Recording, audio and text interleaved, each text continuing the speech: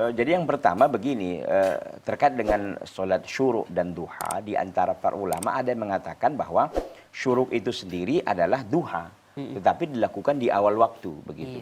Tapi ada yang mengatakan lagi, ya syuruk, duha ya duha, begitu. Jadi ada, saya sampaikan dulu bahwa ada khilaf di kalangan para ulama, ada yang mengatakan syuruk itu termasuk duha.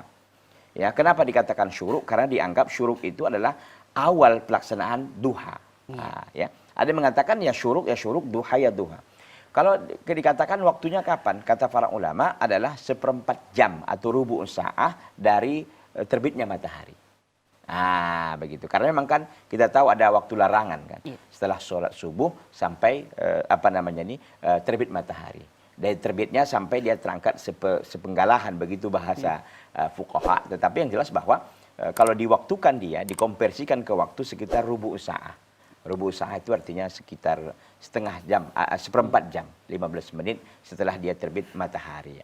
Begitu. Saya tidak tahu di Lombok ini kira-kira terbit matahari jam berapa, begitu. Jadi ditambahkan 15 menit lebih kurang. Tapi memang kata para ulama, waktu yang terbaik untuk melaksanakan sholat duha itu justru adalah ketika anak onta merasa kepanasan.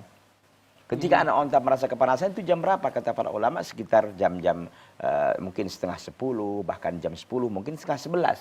Sampai begitu, karena memang waktu-waktu di situ yang paling baik kita untuk melaksanakan duha, karena kata Nabi, waktu yang terbaik untuk duha itu adalah ketika anak onta merasa kepanasan. Kalau tadi di awal dilakukan, yaitu bukan waktu yang terbaik begitu, tapi boleh melaksanakan yang disebut dengan sholat syuruk, atau sebagian ulama menamakannya dengan waktu sholat duha yang didahulukan.